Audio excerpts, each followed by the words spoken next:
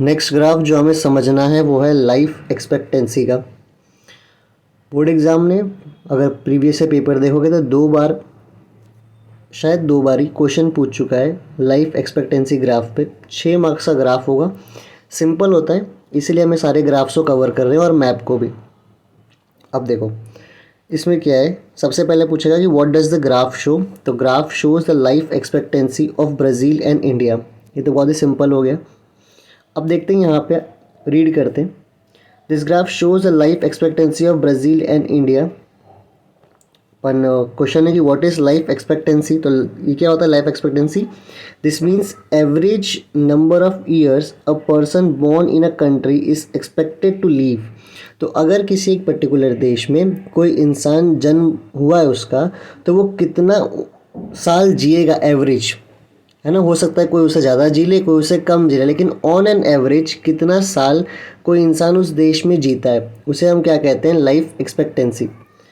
जैसे कि इसको एक एग्जांपल से देख लो तो और क्लियर हो जाएगा। इसके पहले आगे रीड करें। लाइफ एक्सपेक्टेंसी का मतलब क्या है कि एवरेज ईयर कोई भी इंसान एक पर्टिकुलर कंट्री में कितना जिएगा। मान लो किसी कंट्री में एवरेज ईयर है 30 ईयर्स। अब इसका ये मतलब नहीं है कि उसमें उस पूरे कंट्री में लोग सिर्फ 30 साल ही जिएंगे। ये एवरेज है, कोई 30 से ज़्यादा भी जी सकता है, कोई 30 से कम भी जी सकता है, लेकिन एवरेज कितना जीते हैं वो लोग, 30 साल जीते हैं। ये बात समझ में आया? ठीक है। अब देखते हैं, अब एक बार हम ग्राफ को देखते हैं।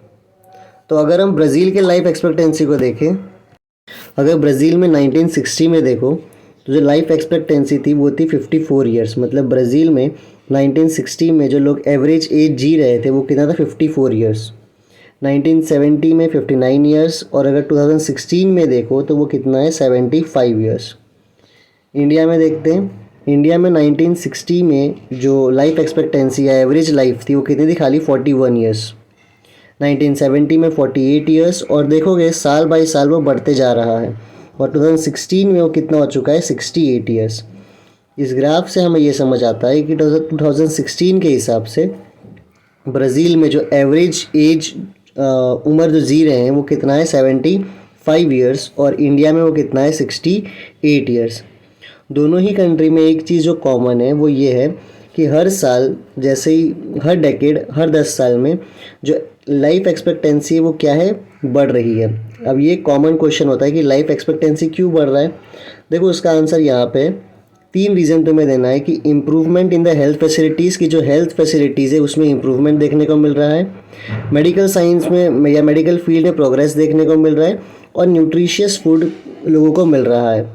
इस वजह से क्या है कि जो एवरेज लाइफ एक्सपेक्टेंसी है वो बढ़ रहा है। तो यही कुछ क्वेश्चंस होंगे। कैसे क्वेश्चंस होंगे कि what does the graph show. तो graph shows the life expectancy of Brazil and India. What do you mean by life expectancy? Life expectancy means the average number of years a person born in a country is expected to live. ये तुम्हें याद रखना है। उसके बाद में question पूछ देगा what is the life expectancy in India, तुम्हें लिखना है 68 ईयर्स। इन ब्राज़ील पूछ देगा तो 78 ईयर्स। और कोई रैंडम ईयर भी पूछ सकता है, तुम्हें खाली ये वैल्यू देखनी है यहाँ पे। और पूछ सकता है कि क्यों लाइफ एक्सपेक्टेंसी बढ़ रहा है, क्या रीज़न है। तुम्हें 3 रीज़न देना है कि हेल्थ फैसिलिटीज़ अच्छी हो रही है, फिर प्रोग्रेस इन मेडिकल फील्ड है, और न्यूट्रिशियस फूड का एस है, मतलब मिल रहा है।